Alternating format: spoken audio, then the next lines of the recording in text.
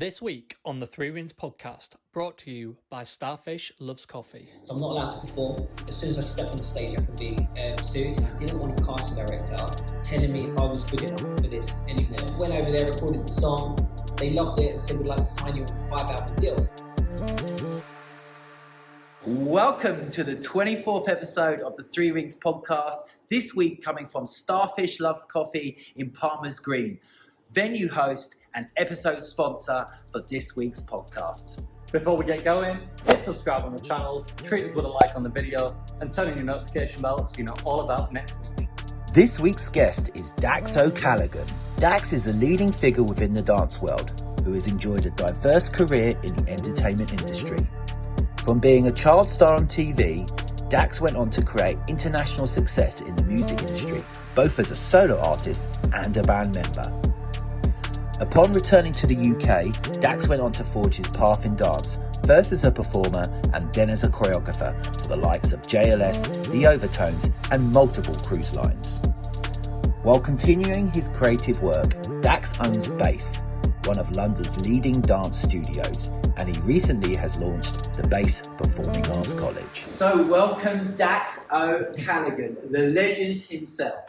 It's so good to have you, man. Thank you for coming on the journey. Thanks, guys. Thank you. Before we delve into things, we just want to say firstly, we were given this venue. Thank you very much, Starfish Loves Coffee, Palmer's Green, check it out. Thank you to Ica.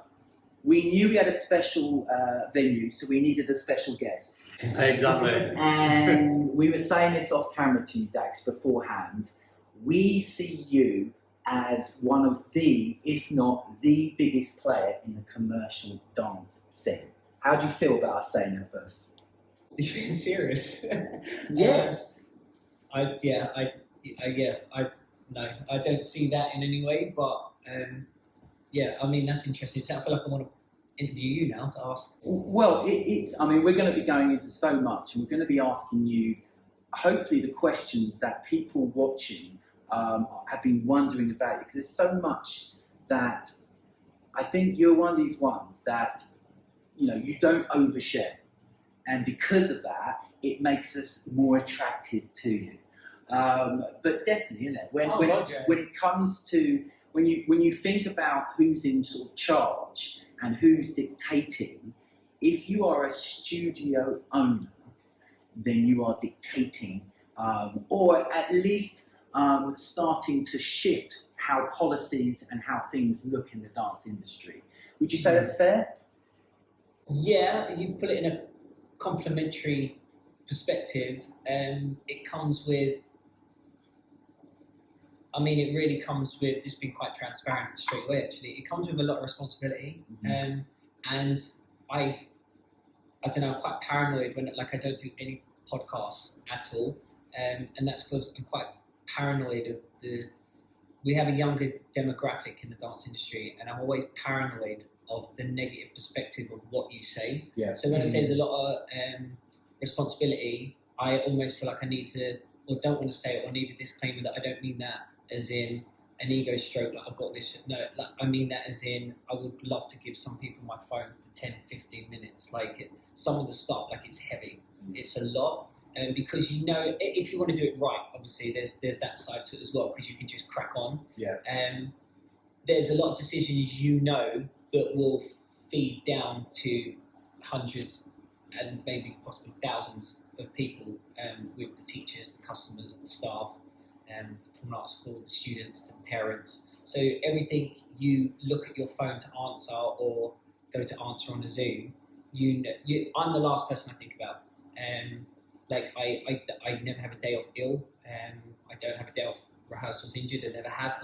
That's old school mentality. That's what that is. And I just don't feel I have the luxury of it. I don't feel I have the luxury of my opinion, or definitely my feelings. But I'm okay with that. I think that comes with it.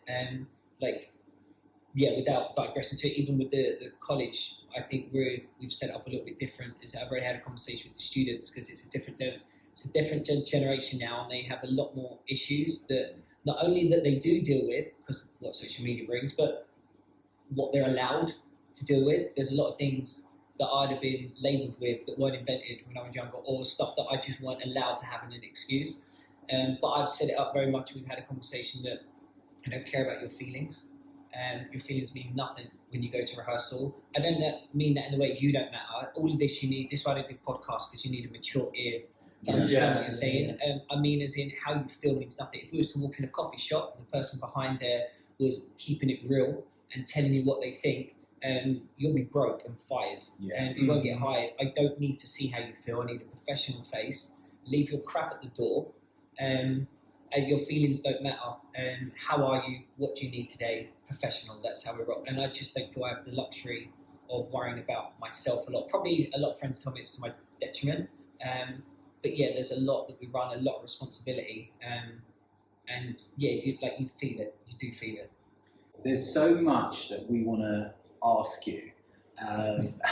It's so hard not to like go deep already just from that, because we're going to come back to this. When we knew that we were going to have the opportunity for this place, we wanted a special person, like I said at the start, and we wanted someone that could, who isn't all over the internet, and who we feel really does have a massive it's a massive responsibility as a studio owner. And we were a little bit nervous about asking you. We've known each other for a long time. We'll go into how we know each other and sort of the old school sort of Jimmy stories and stuff like that in a minute. But me and Bailey, just before, we were about a day away from contacting you, and we saw something on the internet, and I rang Bailey up. I said, Bailey, have you seen what Dax has just put on the internet? And it was your show. What were you thinking when we saw that? I mean, it was just fascinating. I think the length of it made it feel like it's not a show reel.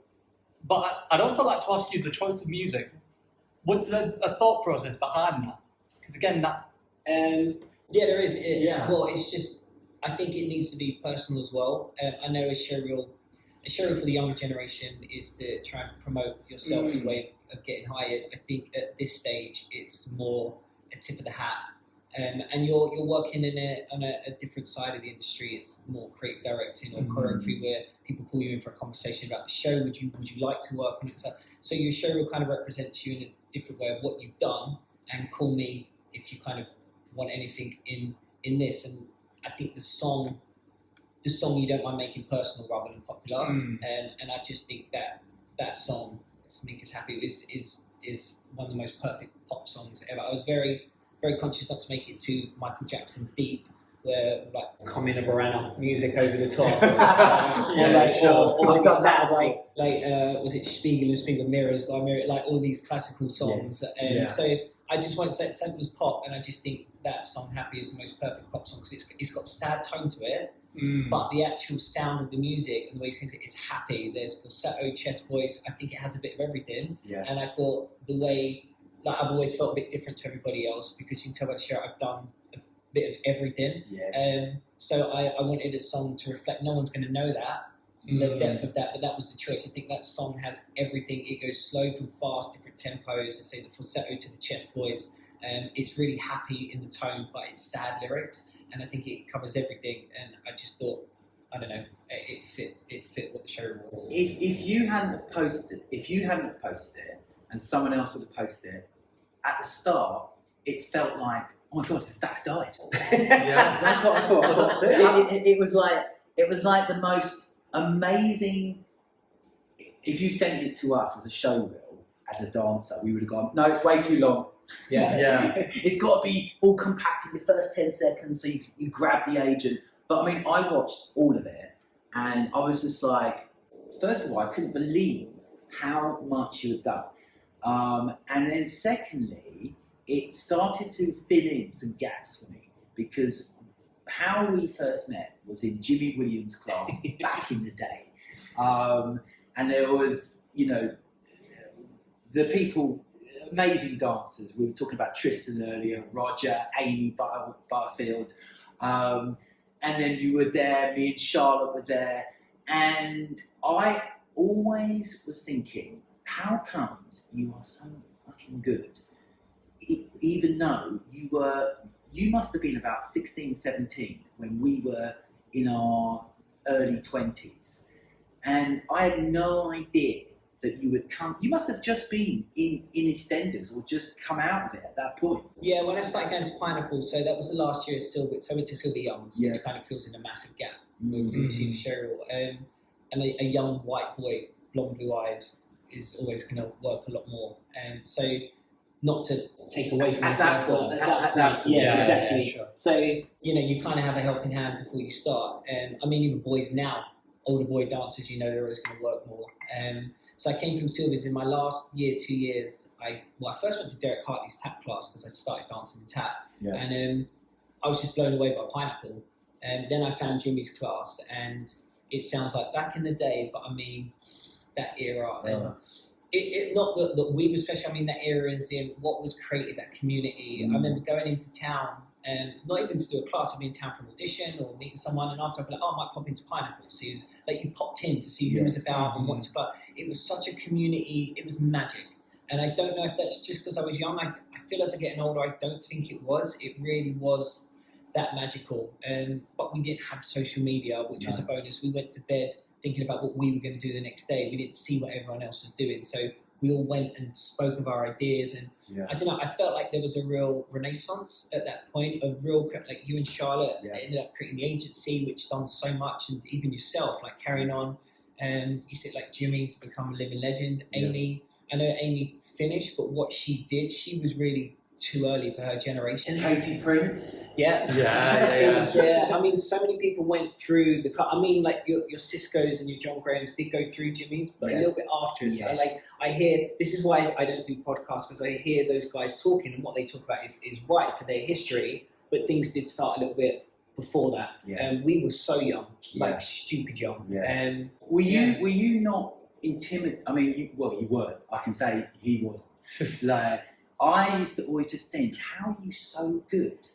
Like, we're all like in our early 20s, and you were this young kid, and you were just awesome. You were just awesome. And I always had no idea. So now it's filled in a little gap of, right, so you'd had I've been working 10 years. You'd been doing, when I saw in that commercial, when it said 70 commercials. I was like, bloody, is that 70 that you were in, or you've also added your ones you've choreographed, or what? No, that was all before 17. Jeez. So I stopped doing it after because commercially we went into different places in the industry. So I may have done one commercial as a dancer, I think, for actually one-on-ones. But that's not good. No, that was all back at Sylvia's. But we were there to work, and that's why we were the way we were in class. Like I was 16, but I'd been doing it for 10 years. And I remember going to class to perform. I was here to beat everybody. I was a little bit jealous, I think, just how good. Like, we always got on, but I was always just this. I just couldn't get how you were so good at that age. And the fact that not knowing that you had done all that doesn't make any difference, but just. You were exceptional at that age for a 16-year-old. And Pineapple, it's, I don't know what it's like now. We'll come on to that. I've got no idea what Pineapple's like now. But it was, it was known as that is where all the top commercial dancers were, all the best classes of the time was. And there were you, a 16-year-old, rocking it, being easily, I would say, one of the best in Jimmy's class. And the only reason possibly maybe sometimes people like Roger got more opportunity was because I think he went more than you. Yeah. Otherwise, Jimmy would have had you teaching the whole time and all that. But yeah, amazing. So, okay, child star then. When did you then go into EastEnders? Was that before? So it'd been about the same time as starting Pineapple. That was really near the end of when I wanted to stop acting, really. I was about 15, 16, leaving Sylvia's, and I found Pineapple. Right. And I just found this creative space. Now, I felt at 16 in the industry, I felt old. I'm not really good at articulating it. I remember the feeling, like I remember walking around town to auditions, and I felt like an old spirit because I in this demographic, but I knew I was really young and had so many ideas. I just wanted to sing and perform. And I was tired of going to auditions, like my heart was changing. I didn't want a casting director telling me if I was good enough for this anymore. Not because I didn't think they were good at their job. I was just done now. I'd learned all the audition techniques. Sylvia's taught us the industry was like a sport. We were there to win. We learned all the audition techniques, which I can now pass on at the college. But everything was about how we shake their hand, how we enter the room, what to say to people outside the room to put doubt in their head, where to stand in the room to get noticed. Everything was about shining, standing out. And at Sylvia's, it was like, if you're not here to stand out and you're here to survive, leave. So I loved it. So that's why when I wasn't nervous going to Pineapple because I went every class. I was like, right, now I have to stand out. I have to win. Everything was practice for an audition. I just wanted to work. I didn't care about looking good in the class. I just wanted to work, and this was my training. And once I found Pineapple, it was the place that made sense because I had all these ideas. I wanted to sing. I wanted to do more. And I think you're a little bit right. It's something it took me many, many years, only really lately to realise, where you say, like, Jimmy might not have asked me to do certain things. I always felt clearly I'm standing out, but people wouldn't ask me to do things. And I've always felt like I've had to realise without ever even contemplating, people assume I'm doing something or he's a little bit different, he won't want to do this. They always assume I won't want to do it. And I've always taken that the wrong way. Us with the podcast, isn't it? Yeah, exactly. And you know, I've got disheartened a lot with things and taken it on the chin and came straight back. But actually it was not what I realised. And when I joined Pineapple, I was like, I don't want to do acting anymore. I now want to sing under my own name. And then when I started teaching there, I mean, when I think of like, the narcissism in me, that I was teaching to my own songs that I was producing. So I was going to a studio, and I went to practice production. I was obsessed. I was listening to Michael Jackson and Teddy Riley songs, and to me, music made sense. I could hear a track, and the instruments would all split up, and I wanted to then go to a studio, and all the money I'd act in, I was investing. My mum was like, "If you're not going to a college, there's no point going to a college." I was working already. What was a college going to teach us from Sylvia's? So she went, right, you're not just going to be wandering the streets in between auditions. She set me up a timetable at Pineapple. She took me to the Actors Centre, who didn't take people under 18. So who's this? My mum. Your mum? Yeah, she took me down to the Actors Centre, which was a fantastic place. Not there anymore. It's now a theatre in Covent Garden.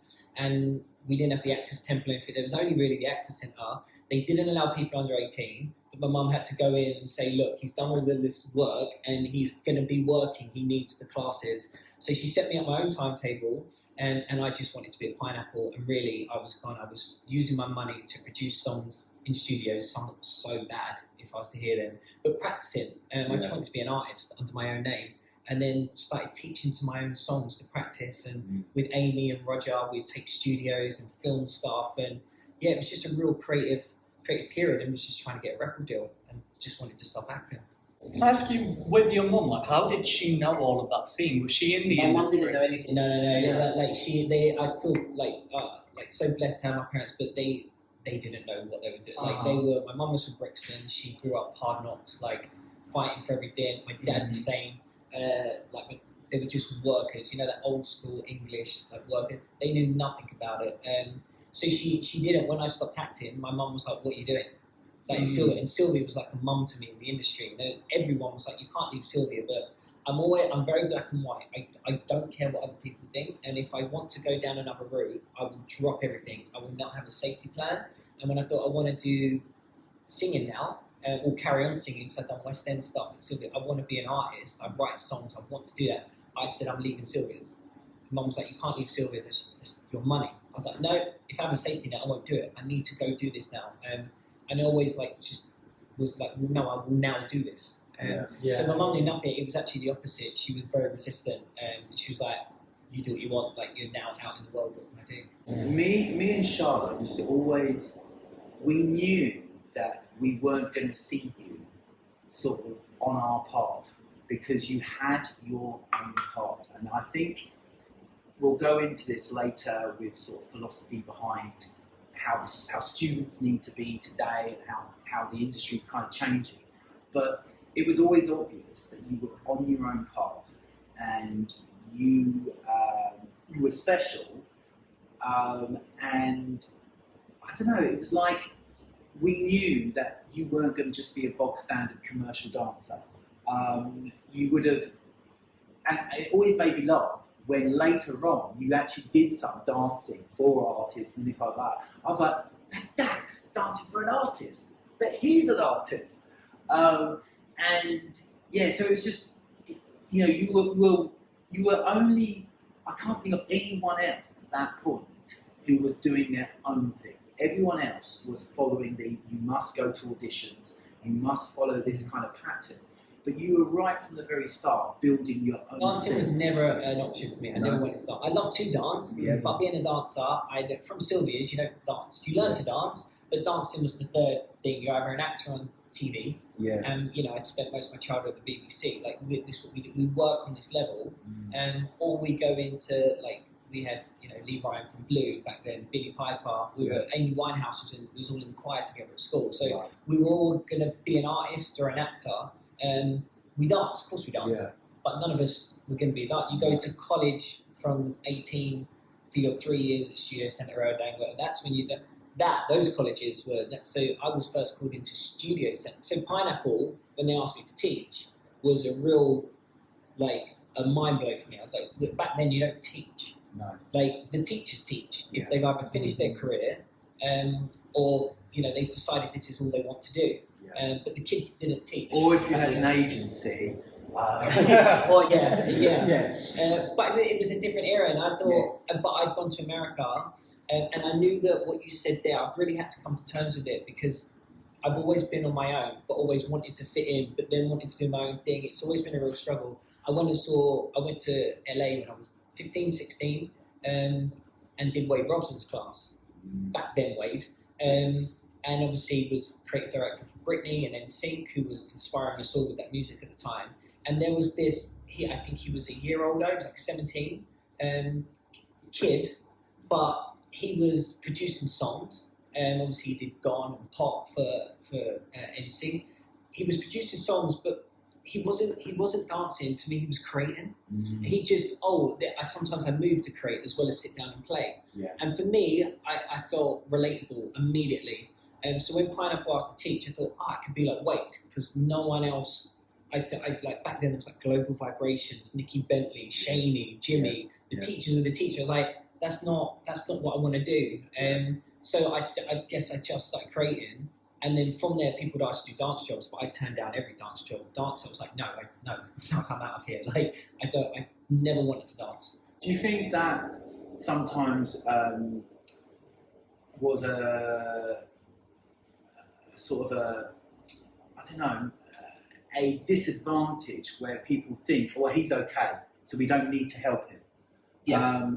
Me and Charlotte used to get that a lot, where because we had each other, we very much felt like we were okay, so we didn't need the help. But not then being part of the clique or the community started to be a bit of a disadvantage, because, they get, you're over there and we'll just let you do that. We don't want to know if you're being successful. It's a dance thing. I think you're 100% right, and I don't hear a lot of people say that. It's something I've had to realise and thought it's something I'll have to know by myself. Till the day's end. With acting, if you have an idea, people come around. It's the same. I think it's the same with singing as well. If you have an idea, people come around. With dancing, I was always doing my own thing, but you're right. Other people do matter. You can't do anything on your own. Collaborations and sharing is important, and that always backfired when it came to me wanting to do something. It was like, these people, I don't know you, or they just weren't interested, and you would think your idea isn't very good, but actually, you can't ask if you don't give. And I was so upset. I grew up working. My whole childhood was working. That's all I know. I've never had another job apart from this. And this 34, 35 years. He's got the softest hands ever. So I'm wired to work. And I don't put into people, or haven't done. And that does backfire when it comes to you doing something. You need, because this, £5 only worth £5 because we all agree. It's actually worth £5. It's got paper, got plastic paper, but we all agree it. And it's the same with the rules. England isn't England really. It's only because we said, no, these are the borders called England. The whole world goes, okay. And you realise on a small level, when you want to do a podcast, when you're doing an agency, you have to include people. If people don't accept it, unfortunately, it's not going to happen. Even if it's even if it's the truth with some aspects or better in the industry. Yeah. If people don't want to hear it, you go, oh, like I haven't been in the click. I just thought the words, and it's even harder now with this generation because it's all about the cancel generation. So they don't care about what's being said; they care about who's saying it. So it can even be the wrong thing, and they'll be like, but look who's saying it. Like, yes, share. And it could be the right thing, but they don't know who you are. Nothing. And What is it you say? You know, when the whatever your mistake is has been done. Do you remember you used to say that about the mistake that we're probably going to get cancelled? Oh, it's something I had to say about comedians. It's like the joke that they're going to get cancelled for, they've already made, so they just crack on and keep going. Nice, It's already been done. It's already been, maybe 5 years ago or 2 years ago on social media, you said something harmless, and now, people, they're looking.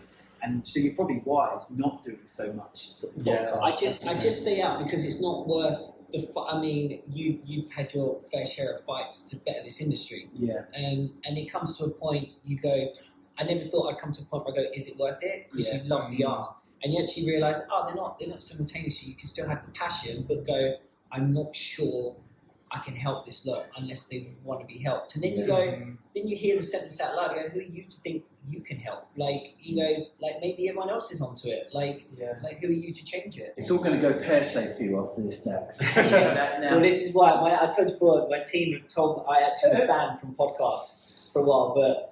Well, we haven't really touched on nothing too controversial. We plan to.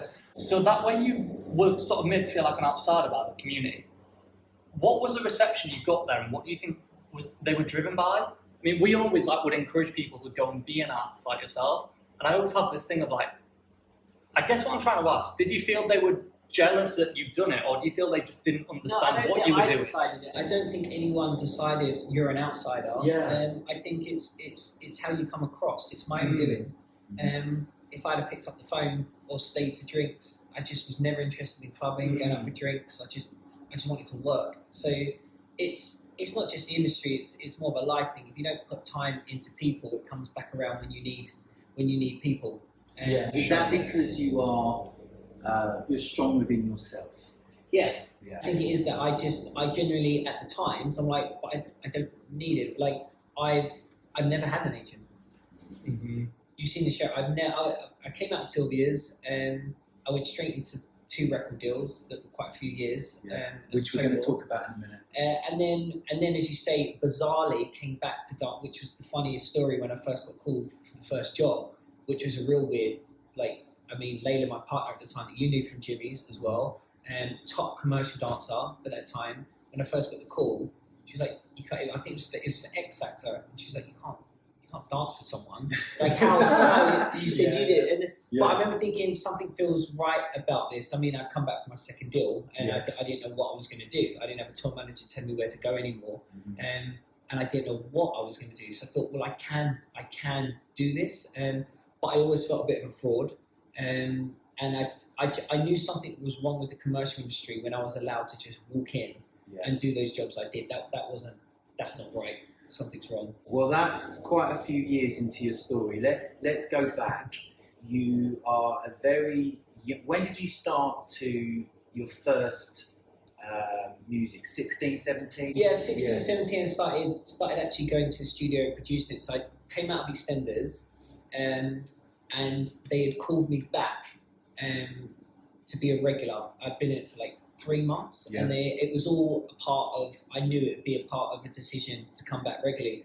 But Sylvia had always said, when we grew up in Sylvia's, EastEnders was our kryptonite. You didn't want to be a regular on a soap because your career's finished afterwards. Unless, you were like, I'm happy here. Yeah. But for those of us, we wanted to, but it's really hard. You come out, these actors don't do anything. So it's nice at the time. And I mean, the attention as a kid, I couldn't go anywhere without someone. I remember my friends, we went into Croydon Shopping Centre and there must have been 30 people following us at one point. This was 2 months into the show. And I realised the power of that show. But I mean, EastEnders is still on now. It's watched by 12 people now. 12 people. Yeah. I mean, but back in the day, It we was ran home brilliant. from school to Yes. see EastEnders. I mean, it was the Netflix of it. Yeah. Like, you Yeah. ran home to see it. And I came out of it, and I'd been offered, first it was Hope and Glory, a show with Lenny Henry for the BBC, and I chose that over EastEnders just to make sure I wasn't doing the same thing.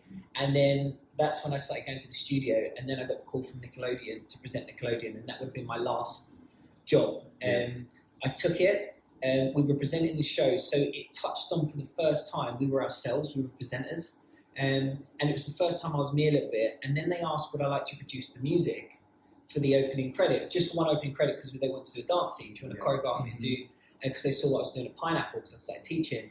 And then that was it. It was that small bit of you are you, and you get to choreograph something on Nickelodeon.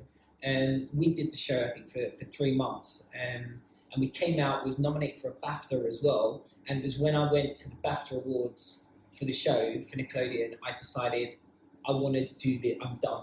I want to do more stuff like this. I like these accolades. It's like not doing it for the accolade, but people appreciate for the work you put in. There was something about it that was like sparking that felt fulfilling to me. And so I was at Pineapple and I called Sylvia for a meeting. I went in to say I'm leaving. I want to be my own artist now. And I came out and signed another 6-month contract. So that meeting didn't go the way it was.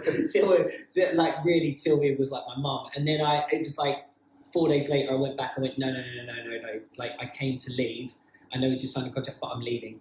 Like, I'm not doing any more auditions for anything. I want to be creative under my own name, and that's how it went. At that age, that is an incredible thing to have your own mind at that age, because it's very easy for everyone around you to say, no, come on, you must do this, you must do that. For you to know, and you're saying that Sylvia Youngs used to sort of put that into you, that you don't want to be in something for too long. So like Jackie, the booker, and Julie, they were the bookers at the agency at the time. So from like 9-10 years old, I would go in with the booker when I got offered a job. You go from pencil to getting booked, and we would sit down, she'd go through the contract, ask them okay with the money, these are the dates, the overtime. I knew how much I was getting once it hit 4 o'clock, how much more money I'd be getting once you're sitting on that big bus waiting for your scene to be done. So they spoke to us like adults. Right. So from like 9-10 years old to 16, we're talking quick here, but you know, I knew the audition process, the negotiation process, the contracts to go to. Sylvia put that character in. Sylvia didn't put it in me. Sylvia was very clever, and it's something I can only dream of passing with the college. She never said a teacher's opinion is your reality. We're here to pull out the star that you already are, from the Amy Winehouse to whether it's Lee Ryan who went on to Blue, Billy Piper who went on to then do her acting.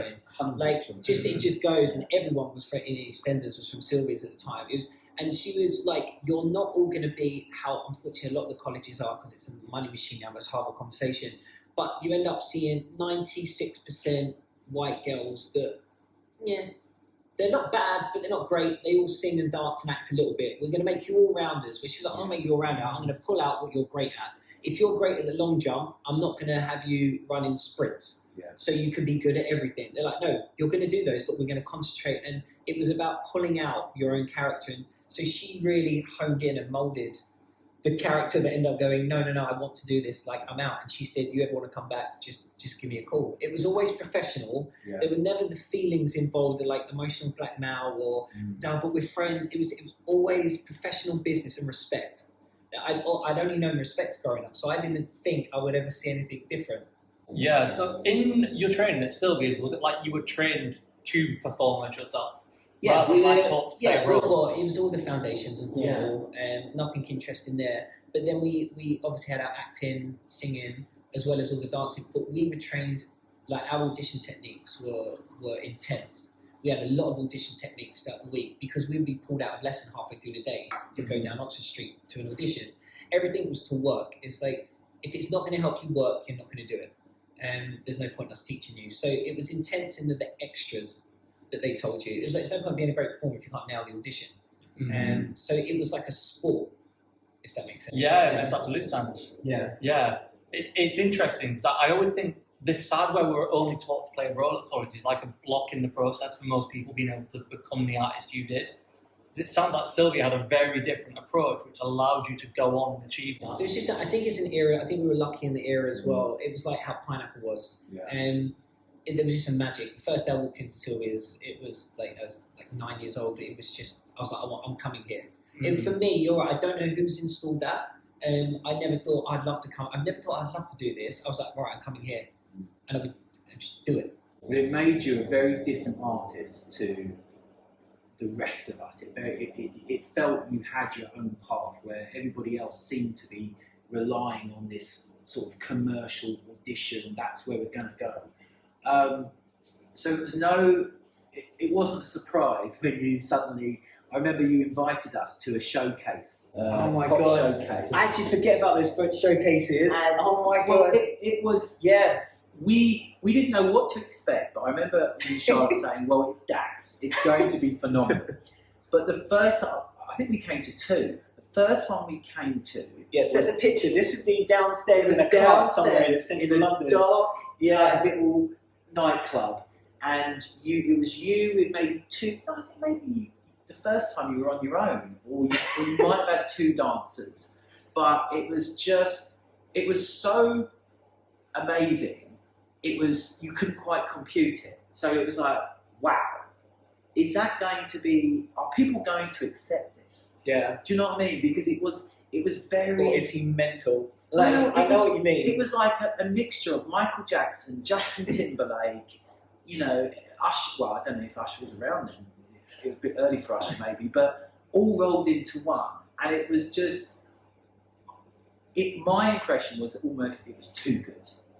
Or too much. Like I know what you mean. There'd have been the music cutting out, dancers, the sounds, and it would have just been in a little bit. But Sylvia always told us to dress for where we're going, not where we're at. Mm-hmm. So when you see it, you'd be like, oh my God, I see this on a stage, not we're in a little club. I mean, the right thing to do would be a Motown track that's live with the band. It was like you was at Wembley Stadium, even though there was maybe 10, 15 people couple of watching. bar can lights, it moving was heads. Just phenomenal. It was phenomenal. And it was just, I remember coming away thinking, well, I bloody hope he gets signed. I hope it all goes well for him. So tell us the whole story of your solo career, because obviously you then went into a boy group afterwards. So backwards as well. That will tell us that the solo career went somewhere but didn't perhaps go where you wanted exactly it. That. Why? What happened? Well, I was teaching at I left Sylvia's. I'm now teaching at Pineapple, teaching some own songs. But now I'm getting creative because you can create what you wanted in class, and classes were packed back then. I mean, I see them now. And you're like, yeah, it was just like it was back in the day. Yeah. All cash as well. All cash. Oh my God, it was like you've been dealing drugs. You walked out with all this cash in your pocket. Oh yes. So I was at a studio. I was producing a song. I left. The person in the session after was a manager who came in with their artist. And he had seen me. We said hello as we just walked past each other. No conversation, just a hi. Without me knowing, the manager had been contacted by Warner. They pull out to all these managers in the UK. We're looking for a solo artist for this project we want to do. We're going to take it to Europe, and if it does well, carry on. That might sound weird to a lot of people, but most projects start in Europe, like the Beatles, the NSYNC, the Backstreet Boys. Back then, everyone started in Germany or France, and then you go on to America. He didn't have anyone. They was looking for a black solo guy. I left the studio. He said, "Who's that kid?" I must be like 17. Maybe 18 by then. The producer said, "Oh, he's just been recording this," and played it to him. When he's done all the instruments, he's written the song himself.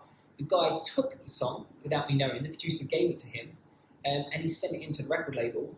There was no internet to check someone out back then, so they sent him this song. They said, "Who is this?" They said, "Well, it's a white guy." They said, "Would love for you to send us more on him, does he dance?" And the manager lied. He was like, well, apparently this producer only knew that I danced, but didn't know. He'd only heard because I said, I'll teach at Pineapple, and I'm going to teach this song this week. So this manager was like, yeah, blagging it. Yeah, dancing, it's amazing. It's amazing. Had no idea. So then calls me, says, "Hey, I've got this opportunity. We passed in the studio. Don't know who I am. Do you have any videos?" I was like, "Oh my God, me, Roger, Tristan." All I did between classes and after classes, Nick's studios. So I had sent him this footage of us dancing, the show that you would have seen. It would have been stuff like that, but in the studio at Pineapple.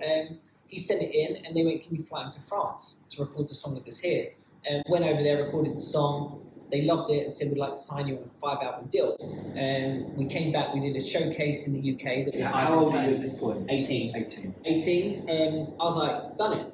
Thank God, because a lot of people said I couldn't leave Sylvia's. Partners at the time, like, you can't leave Sylvia.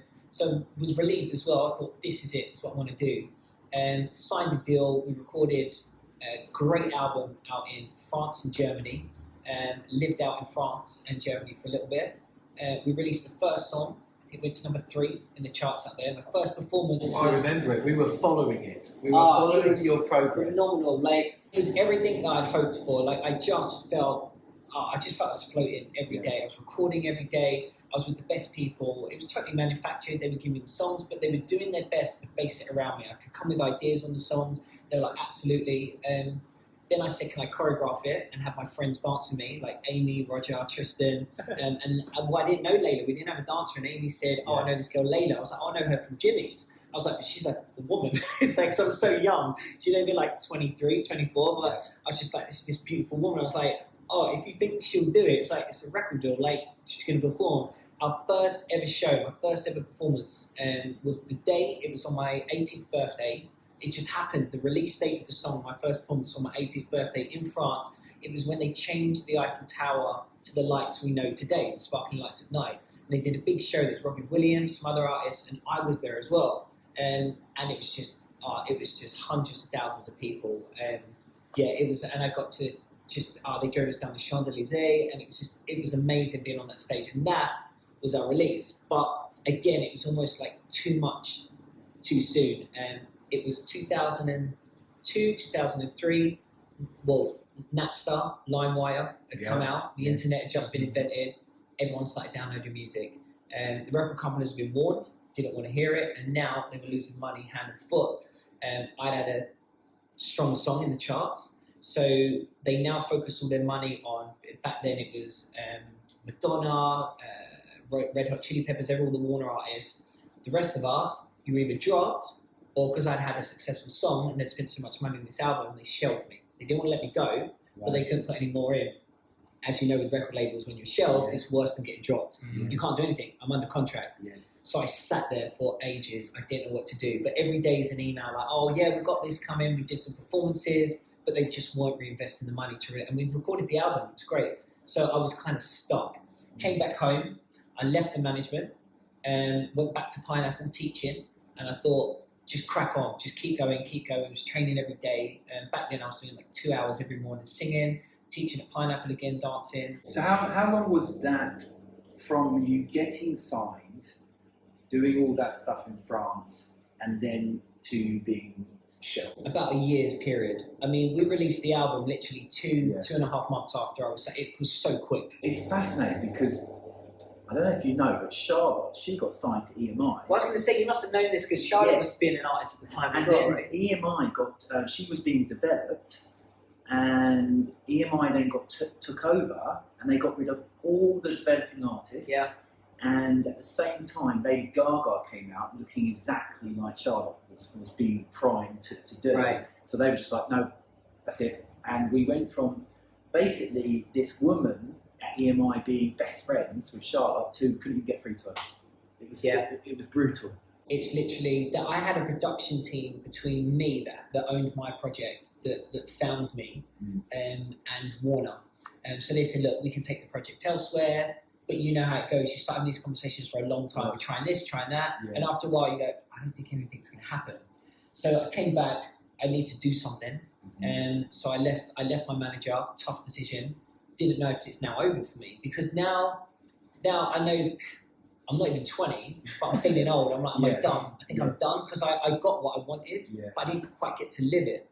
It was a very different era back then as well, because it was a young person's game. Now it seems like anyone at any point could become famous, could launch something, could do anything. Back then, it was, everything was sort of early 20s, and anyone, when they introduced on X Factor the older category, at that time people were like, why would you have an older category? It's all about these young boy bands and girl groups. Yeah. because there was no internet first, so that it was all manufactured. They could only buy what they put out, and Charlotte would have been at the same time. I was just fitting in to that and what gets signed. But I just got signed and happy. I guess I'm lucky I got the release, but unlucky the timing. Everything was about to change now, and also people see the show reel and she's saying that even back then they're like, oh, it's EastEnders, Nickelodeon, it's Dax, and he got signed. Dax doesn't fail. So I felt. Because my parents didn't have that century, I was going through this on my own. Like, what do you do? I felt like a right failure. Right, so you were basically saying at that point that no one knew, but you had failed, basically, it seemed. Basically, and you're trying to, you know what it's like back then. When you're younger, people do it in auditions now. They come out, they're like, oh, they didn't get me, and I got this wrong. And you make excuses because you're on your own and you're a freelance, and you're your own manager, aren't you? You're trying to pick yourself up. So you're telling yourself, like, all positive things to try and keep going, but you're hiding down that God, this hasn't gone as I thought. Went back to teaching, and were you aware what other people were thinking at this point, or did you care? Did you? I know you are someone obviously who you're your own person, but even when people are their own person, you still do hear, and I suppose at that age you must have cared, knowing that people were probably thinking, like I remember me and Sharp thinking, wow, he's done all that, but somehow it hasn't worked out. Quite got there. Yeah. I'm very, very aware of it, and I don't think it's a character. I don't think it's a self-confidence, a lack of self-confidence, worrying what people think. I grew up on TV. I grew up with a director talking to me on how do we get this scene for the audience, or 2 West End shows as a kid. Most nights I'm trained to get the audience reaction. What's best for I need to give them escapism. So I think everything's my audience. It's like how it looks. And back then it was a different era. It was it was the Michael Jackson era. You release an album successful, time away, 4 years later an album success. It's very clean. And I was like, oh, you don't have a failure. I'm like, I don't know what to do. So I think it was more of seeing an audience is going to think you failed. I'm worried about what the audience thinks. Even though you'd had this massive success in that short period of time. But I think I was made for something different. I think I knew it. And you talk to friends and they can say positive things like that. But if you're not fulfilled and something's not right, I was meant to do something more. Like everyone saw you at Pineapple, like you were meant to do something more. So I felt like I'd failed all of the Jimmies and the Shanies that had pushed me forward. Like watch this kid, and I thought, wow, I haven't done it. I haven't lived up to it. And what do you do? Cracked on training, and then got the call from Universal, saying, and this was about a year and a bit later. So now I think I'm 20 now. Now I feel old. No, I'm 20. And they said, this is a bit backwards. We were following you at Warner. I was still under contract by then. I wasn't even allowed to perform anywhere. And they wouldn't have cared if I did. They said, we're putting a boy band together to release in Europe, put a lot of money behind it, to then take to America if it does well in Germany. Because Germany's GSA, Germany, Switzerland, Austria, those charts reign all over Europe. So they take you to GSA first, like all boy bands, and then take you to America if it works. They said, you're going from solo to a boy band, so it's a bit different, but would you be interested? I'm like, I never thought I'd get a chance at a second record deal. So I flew to Germany with a bunch of other people, and we went through a whole audition process, and then, was offered the contract, and then that was named Lexington Bridge that did its whole thing in Europe from there. It's so interesting. I'd love to, whilst we're in this, get your thoughts on the current music industry. In that period that the solo stuff's come to an end and you're kind of in that limbo before Lexington Bridge came around, do you think when you look at the social media space now, if you had that then, you'd have kept driving it for yourself? So it's way more possible now. Maybe. Everyone always says, a lot of people say, I'm not good at the self-promotions stuff, I'm just crap at that side. I don't know. I honestly don't know. I know that Lexington Bridge, we'll split because we couldn't be around each other much anymore. Right. Typical boy band cliche stuff after quite a few years, but Lexington Bridge would have been a lot bigger because our social media popularity even back then. We were we were doing podcasts. We used to call them diaries. You did a video with bloody Snoop Dogg, and I remember showing Charlotte going, "Oh my God, Dax is with bloody Snoop Dogg. It looked like. Did you ever meet him, or was he? You were But not for the song. Not so for the song. we met before, we met afterwards. Right. So yeah, Lexington Bridge was released. We had 7 number ones across Europe, and it was we'd go to would fly into Poland because we got number 1 there. Like it was what I was hoping to have You were living experienced the dream. before. Yeah, but it was out in Europe. Right. And the problem is, well, I'm just so English me already looking at the negatives. The problem was I couldn't do reality TV because I didn't speak the languages. So you couldn't, we couldn't hone in on any of the extras that you can if it was in the UK. Yeah. You become a reality star now and just live off on a lot less. That was my problem in Latin America. There was certain business deals which could have gone much better if I knew exactly the language and stuff like that. And then you can't, like you said, you can't go on reality because you've then got to be talking. So yeah, but wow, I mean, it was when I saw you with Snoop Dogg, it was just like, Jesus Christ, like where is this going to go? Why didn't Lexington Bridge what is it because you said you hated each other? Well, no, it got to that. So it was all manufactured again. Yeah. We had some You were setbacks. by far best in it, by the way. I don't know whether we were biased, but it seemed like you were the most talented. I knew someone else. There's someone in there who was his mum was Lisa.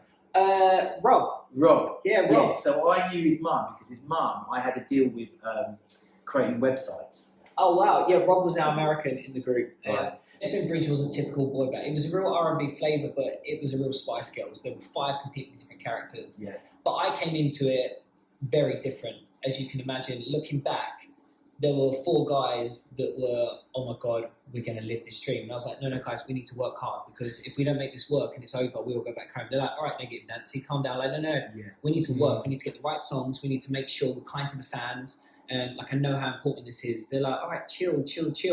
And there would be decisions on whims or behaviours that would happen. And I'd be like, oh, I've never been in a band before. And so you get the rap for other people's stuff. Like we did, it was a show called The Dome that's run by MTV out there. It's a huge show. It's our first performance. We was already blowing up with the magazines. We did it. It was huge. It came off. We had a guy from Sheffield in the group, really like the AJ of the group. Real character, phenomenal character, but no one there to pull in the reins. And he'd be the first to look back and be like, oh, well, I lived my life, but yeah, I wish, and he came off and he kissed the presenter. He just smacked her on the lips. She was married and in a heavy religious situation, and we were banned. We were banned from the VMA, and it was not the VMA, it was the MTV. It was under another name, but we couldn't do that show for ages. Right. It was great. We was invited by Mercedes to the MotoGP out in Germany once, and he barged past this guy in the catering bit. Huge guy. Apparently, I was watching the racing. So I love motorsports, obsessed with it. And I came back, and the manager was like, "Oh God!" I was like, "What's happening?" He's barged this guy, and he swore at this guy, like, "Watch yourself," because this guy was a bit arrogant to him. Then it was the head of Mercedes, so we were then banned from there. It was I was very much I wasn't living the life. I was like, we need to work and make this work. Europe went so well, they kept us there to make their money. Mm-hmm. We finally bounced to America. We had a house in LA that we were living in. And the Snoop Dogg thing happened, fantastic.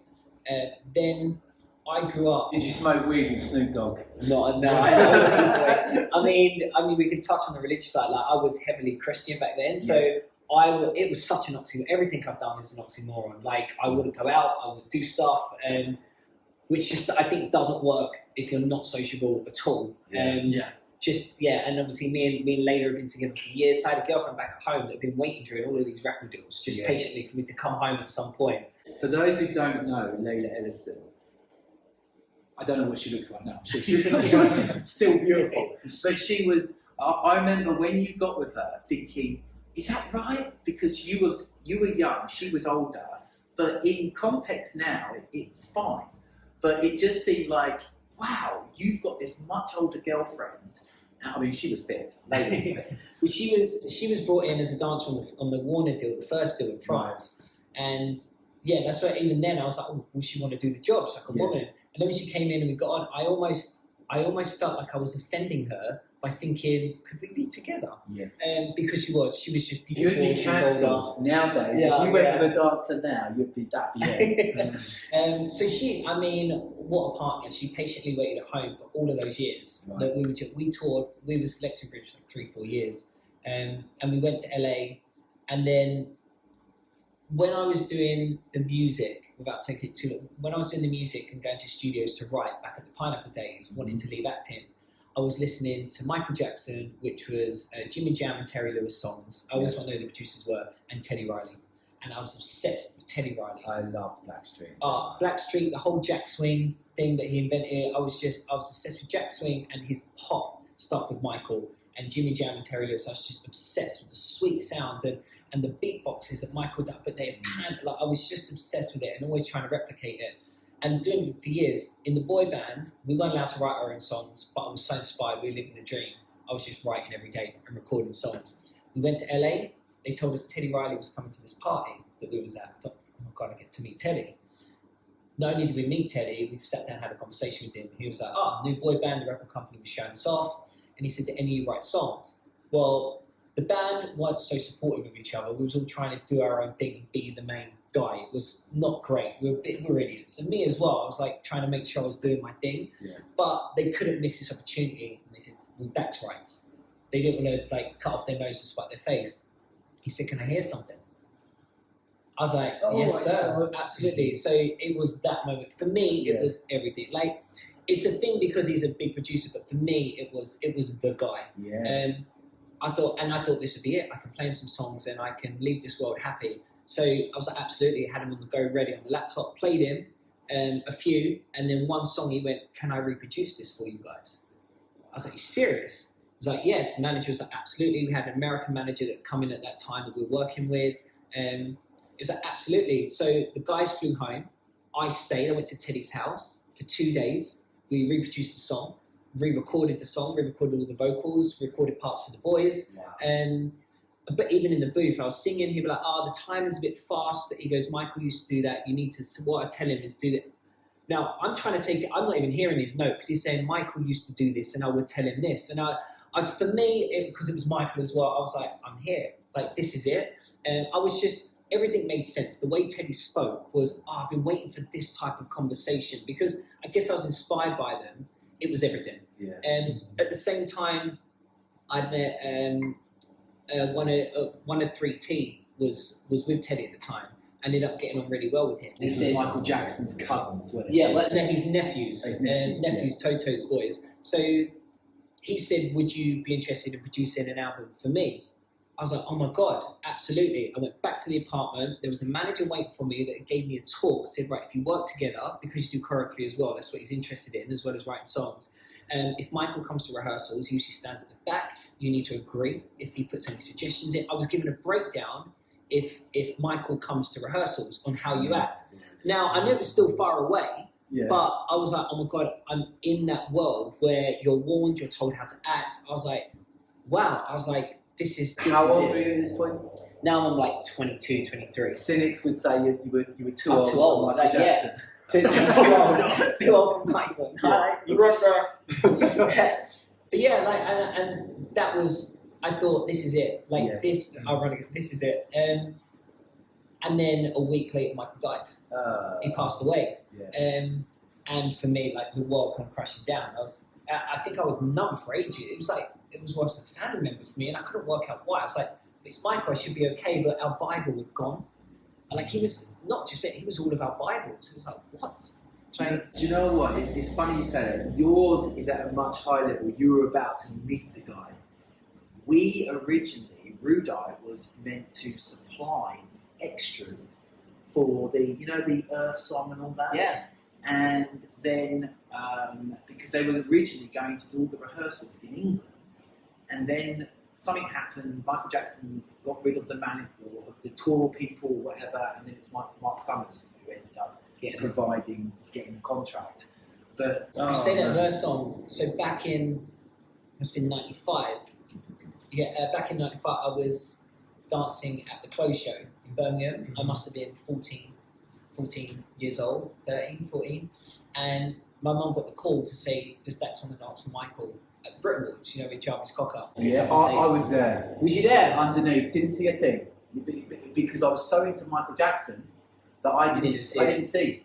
Well, I didn't even get to be there. My mum was like, you know, he's in Birmingham doing the clothes show right now. And she was like, never mind. And my mum never told me till after the Brits because she knew I'd be heartbroken. And then with this, I always felt I was probably never meant to meet him. I got tickets for the Dangerous tour in like 92, and then he was ill, so he had to postpone the date. The date, I was a kid working, so I was working, I had a job, I couldn't go to the next date, so I never saw him in concert live. I never saw him live or ever met him. So I just felt like, I don't know, maybe I just have to accept maybe it was meant to be. But I remember Justin doing an interview once saying, he was talking about his transition from NSYNC to solo, and he said he'd written Gone, but it was written for Michael, and him and Wade wrote it for Michael. They sent it in, nothing, they didn't hear anything, so he cut it with NSYNC. They recorded the album, it's on the album's ready for release. Michael calls Justin and says, hey, I heard the song, I want to do it, let's do it as a duet. And he was like, I've already done it with NSYNC, can you maybe come in as a feature with NSYNC? He was like, no, if I do it, it's as a duet only, because Michael heard his talent and was like, you're on to something, like I believe in you and I want to support you as a solo artist. Obviously they couldn't do it, so he didn't get to do that, but he tells the stories in, it gave him the confidence to go his own way. And by that time at the band, we've been doing it like 4 years, the band would do a photo shoot in LA and all go back to our apartments. Like no one was talking by then. And, you know, I was working with Teddy, and that whole scenario gave me the confidence to want to do my own thing. Even though it felt like, but you're doing it, I didn't feel like the band was going to the UK. Yeah. We weren't getting on, and I thought, I don't know how this is going to work in the US. I don't want you guys to be successful if we're all successful. This is going to get worse. And there were things, you know, I hadn't had a Sunday roast in 4 or 5 years. I hadn't had a local shop, and I was seclusive as a character anyway, but even more. And when you live that, I mean, you experienced it with the TV show, you can't go anywhere. I couldn't leave the apartment for years. When Layla flew in, they had to fly her in. No one's allowed in the windows, so they don't know you're in a relationship. You want to, like, you go to make breakfast and there's no milk. You're like, I can't go to the shop because there's 30, 40 people outside the apartment all of the time. You spend most of the time in a hotel room and you hear like knocking, like 1 a.m. because they're testing the doors, the fans. So you don't know if someone's coming through the door. And I think I was just tired, and I just wanted to go home. And I called my dad, and I never called my parents for advice. And my dad was like, you know, East End guy was like, hey son, come home. If you're done, nothing's that important. If you're done and you're tired, I just don't think I was in a good place. I was just like, not. And so, as I always do, I got on a plane, booked it in LA, flew home and went back when I'm out. At that point, where, you know, when your dad's saying come home, were you thinking, right, what the fuck do I do now? Like, Not yet. Yeah, that was the very next stage. Obviously, it started to become about my personal life now. Like, later and waited at home. I had a partner at home that's seen her friends getting married, and she's not. Yeah. And, you know, unfortunately, this realistic, it's not like a joke thing that females feel like they do naturally feel that, and it's rubbish. But she's not even moving towards it because she's waiting for her partner to come back, who's in this great job, but I'm not sending loads of money back. We manufactured all the money we make is going to the record company. We're getting our little bit. You know how it works. Like, you know how it works back then as well. Yeah. So I'm like, I don't feel I've got anything great to show for it. Yeah. I've got a relationship that's about to fall apart, and because they can't wait any longer. They waited years, and I'm unhappy. And this producer has just told me, you've got something. So I need to go do something. And now I don't know what that is, but I know I need to create. So I get in a plane, fly home. The management call in, record label say, right, we're going to sue you because you're under contract. If you're not going to perform anymore, you're not allowed on the stage. So it was like 3 years or something ridiculous. So I'm not allowed to perform. As soon as I step on the stage, I can be sued. I went to the cash machine, put in my bank card. My account was wiped because my manager booked everything for me. They did everything. They had all my accounts. I didn't book a plane. I didn't do anything back then. They do everything for you. And most of the clothes I had were free. They'd shut down Nike and we'd get police escort to Nighttown. Yeah. We'd get all free clothes. It'd be shipped to the apartment 2 months later. So it was just, I was now back in reality. All of this work I was now... The first time I came back from being on TV, I remember coming home. I was used to wearing a trilby. I came to this club, and the guy, he looked at me, he said, £10 and take your hat off. And I was like, oh, okay. I didn't have any money on me, so I couldn't get in a club. And I'd been so used to just walking in with my hat and all that. And Times have changed. Change, Life. I get all of my life teachers from T.D. Jakes. He's my Bible, who takes it from the Bible, and he said, like, no one will humble you like life will. Maybe I needed to be humbled as well, but I'd never experienced anything other than this industry. And now I was at home, I'd come back to a partner who's now looking at me like, you don't feel as if you're a great partner either, because it's not like I'm doing anything now. I've walked out, and it must have been the second day back. I was like, wow, my account's been wiped. How am I going to earn money? Like, what am I going to do? And I was watching E4, and I remember this feeling, thinking, my phone's like, there's always a tour manager telling me where to go.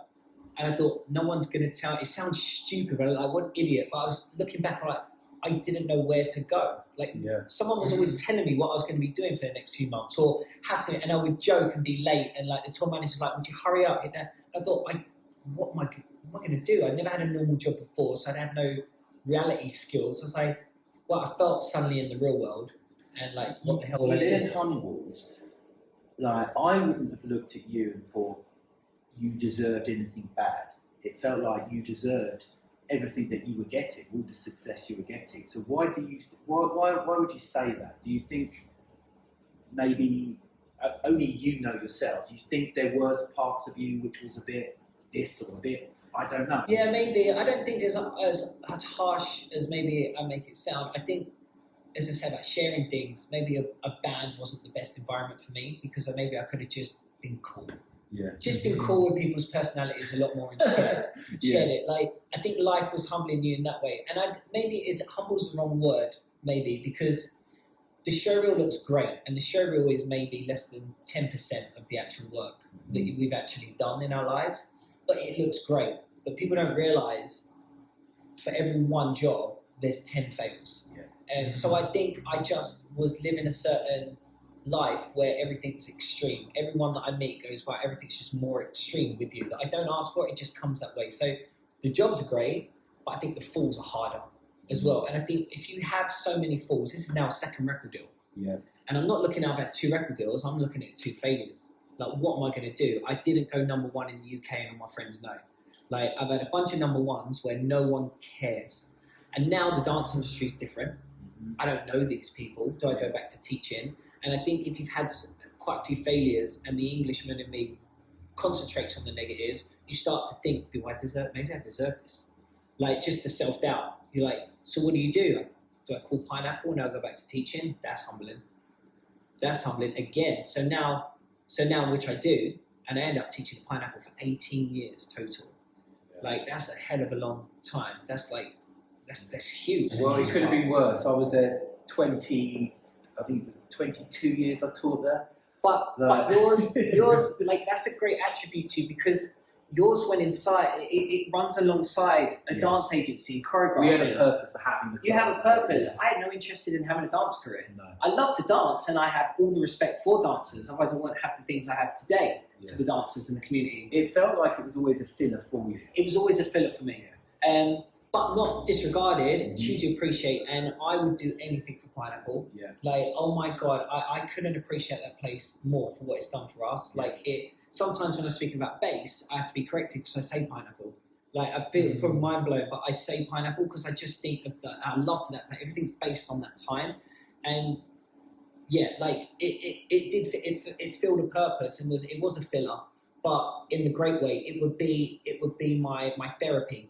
Again, I was back to where I can create for me, and people come if they want to come. And if they don't, they don't come. And you, like me, would have experienced everything. The numbers so high in the studios, they got to put you somewhere else, and then put another class on, you wonder if anyone's coming today. Like, I felt everything that every teacher's felt. Oh, mate. Sometimes there'll be the flash in the pan sort of choreographer who comes, they get a packed class, and you feel like, why has everyone gone to their class? They're only here for 2 or 3 weeks or whatever. But it's a humbling experience as a teacher. You're building up things like that, because you do take it personally. Yeah. And no matter how good you are, I mean, there were some times where we'd have so many jobs on, and I'd come to class, and it'd be about 6 or 7 people. I'd be like, I'm giving so many jobs to people. Why aren't people getting that connection? But it started to split. Class and bass didn't help that, and we actually, this is much further down the line. I got to a place where I was like, don't care so much. So I was like, I'm going to help the split. If that's what you guys want, I'm going to help this split. So class doesn't relate to work. Yeah. Now, it didn't actually back then. There was a lot of commercial dancers that never went to class. But I think the standard of the commercial dance is a bit higher now than what it was. Like, Do you? Yeah, I do. I think the mentality was stronger back in the day, but I think that's a generational thing. I think there's, I do. I think a lot more people got away with stuff that wouldn't now, and you can get called out now because of the internet. But then the split is almost acceptable because you can get more money from teaching than you can from a job. And I know people that turn down tours because they get more money teaching for less time dancing, and they get more attention because they're not dancing behind someone. Someone like, what's the girl? Is it Patience? Yeah. Why would she bother doing anything else? Yeah, there's no like Jaron Johnson. Yeah. But he's not teaching for numbers. You can tell as like he's a great character, real friendly character, and he always acts blasé about it. But you can tell he loves what he does. And obviously, what I've learned in the creative side is like everything's truth. If there's no truth behind it, people won't buy into it. And you can teach for numbers. You can put the show on. You can pretend there's a job coming to get the numbers, but it will always fall. You have to love what you do, and a teacher like that deserves the numbers they get. Obviously, I know what these teachers earn, and it's like they deserve it. They absolutely deserve a lot of them. Definitely. And now I know those people turn down major jobs that we would have died to have as a credit back in the day. So but I get more attention as well as money teaching. Why bother? And you're like, okay, yeah. And you're like, wow, there's a real divide now. We're going to pull back to some of your choreography in a minute, but just because we're starting to go into bass here, when you're obviously starting to encourage that split more, like, where did that business side come from you? Is that like something you can come to your childhood? Is it Sylvia's that has inspired this level of like, it doesn't have to be about you? No, it was like there weren't any side of it. Like I've got a younger brother he was an accountant at Deloitte's in the city. Like they look after David Beckham to Barclays accounts. He was the brains of the family. And I have an older brother as well. And I was always joked as I had no brains. Like I'm the vocation one, not academic. And it wasn't there at all. I think there's a lot to say because I think the question's wrong. I understand what you mean and I can answer it. So like, because when I'd come back, like, what the hell am I going to do? That's when the dance side sucked. Because I knew all of the dancers, I knew you all, but never worked for anyone. And the only people I worked with were my close friends that were great dancers that I took on the record deal with me. Now I get a call. I came back, I got married. We get married, but obviously we get married to fix the relationship without realising the repercussions have a marriage. Yeah. Instead of coming back and setting everything up. So everything's quick to me because I lived the fast life in the industry my whole life. It's like, come back, don't know what I'm going to do, but get married, so you're now happy. So obviously, years down the line, I mean, we're together 13 years, so it wasn't a quick flash in the pan, but at some point that was always going to derail. But what the hell am I going to do? Good friend, Jerry Reeve, at the time, he was the best man at our wedding, really close, calls, and we went and saw a show, and I was like, Jerry, I don't know what I'm going to do. What the hell am I going to do? Like, I just don't have the heart to go and do gigs and sing. I should, but I'm going to have to figure it out. I'm teaching, so I'll be fine. Obviously, I say the college has always called us. So were you still thinking there that you, if you could get out of your record? Yeah, I thought there was... So back then, will.i.am comes out, and this changes the game for me. And he's working with Teddy Riley anyway at points. And I'd come back and I thought there's a creative space. I don't know the title of it, but it goes back to that Wade Robson thing of, and it's me, I fall in the middle of these cracks. Yeah. Like, because I'm not a singer where I'm going to go hang out with a bunch of singers at a live night. No. I've done that. I can do it, but my heart don't want to stay there every week. Like, I can do that, but then I want to go chat to the dancers. But I don't do a dance job. Yeah. But I love talking to the dancers and dance with them in class. So I've always been in between. And will.i.am came out and I thought, I love to produce. I can write for other people, but I think there's a way of just releasing your own songs. Just knocking out singles. The internet was well on its way there and I could promote everything myself. I have a following from the bands. So if I put something up, I know there's a few thousand views before we even start. So I started to think there's a space. So I kept writing. Teaching at the colleges was always there. I'm thankful for that. I mean, I first taught the studio centre, I think I was 16, 17. So I'd spent the whole time being younger than the students and the same age. But now you're going back, and like you, reality hits like, you're a bit older now. I need to start thinking about this seriously. And then I spoke to Jerry, and he said, left the conversation, and he calls me a few days later and says, hey, do you want to dance on X Factor? We need more male dancers. And he wasn't doing me a favour. He was like, you can do it. You have the ability. Say he wasn't doing you a favour, but every single dancer at that point wanted to be one of the X Factor dancers. Back then, and it was incredible. And because of your background, someone just called you. Yeah, which isn't, oh my God, it wasn't until about a year or 2 years into a dance career that I was about to start in like mid to late 20s. And I realised I was like, this wasn't against Jerry, this was against the system. Yeah. Jerry wasn't doing anything different to what anyone else was doing. And he didn't have a bad bone or any type of vindictiveness. In fact, he was out of kindness. He was like, hey, I need guys. And very much, who do I think of? Who have I just seen? Who have I just worked with? He was like, you've got the ability and you've got the look that we need. Do you want to come do it? And I remember being in my living room. Layla had friends around at the time. And I remember getting the phone call, putting the phone down. She was like, you okay? And obviously for me, it's easy to say now, but back at that time, I was like, do a dance job. Now as a kid, I danced for Spice Girls and done tours, fashion shows across Europe. But I was a kid, we just danced. Yeah. And that was with Craig Stein, who's a well-known commercial dancer now. Like we danced as kids from like 10, 11 years old, right up to 15, 16. But this was a purposely thought out, I'm going to do this as a career. And I didn't know what to tell him. I went, can I have a moment? Put the phone down, and I told Layla, and I never forget, she was with her friend, and she came to me, you can't do a dance job. You can't dance behind someone. It was weird to hear you say that when I've never, because people don't know me from back then. Like I don't even tell this story because it's unrelatable. Yes. And this is why I don't do podcasts, because my story is unrelatable to dancers. This doesn't inspire or help, I don't think, a lot of performers, because they just want a dance career and they're happy. Like it sounds arrogant to say I had no interest, but I love to dance. It just wasn't what I wanted to do. So I went in the bedroom. I was a Christian, so I just prayed. I said, am I meant to do this? And I just waited. And for me, I had a clear yes. As in, a yes came with the disclaimer, you don't know what I have for you. As in, like, this is your path now. So I went back and went, I'm not going to think about it. I'm going to fly the plane and not look at the dials. I'm not going to worry about where we're going, how high we're. This is what it wants me to do. Things like that don't come for no reason. Yeah. So I said, Jerry, I'll do it. Turned up. I think the first one was for JLS. Walked in, knew Marvin from when I'd done Oliver as a kid. So I was like, okay. It was a boy band, so I felt familiar in the territory, but I didn't have to warm up singing. I didn't have to do any interviews. I was like, I just have to do the routine. To me, I was like, this could be like a luxury. This could be quite nice. Like I have to put all my energy just to dance the routine. Yeah. Like, cool. I know what the boy band are doing because I know what that's like better than what this is like. I know how they sing, where they need to be, what they're going to be feeling. So I felt really comfortable supporting someone. I felt like I had a real purpose in the room. And then it went on to Ollie Nurs and Alexandra Burke. But very, very quickly, my production and music, for some reason, came out fast. And the boys, JLS, just took off. And then they kept us. They were loyal. And I mean, you don't get that these days. They kept... Well, me and Leon were the only originals that stayed all the way through.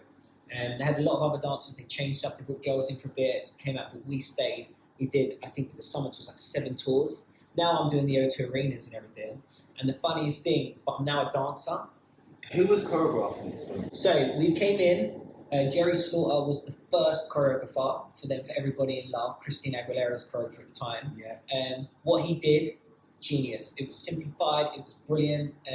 So now I'm in the room just looking from a creative point of view, because that's what I'm used to. All of the record deals, I've been a choreographer as well as the artist. Yeah.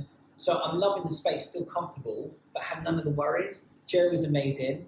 Then we went into one shot, which was Marty Kudelka.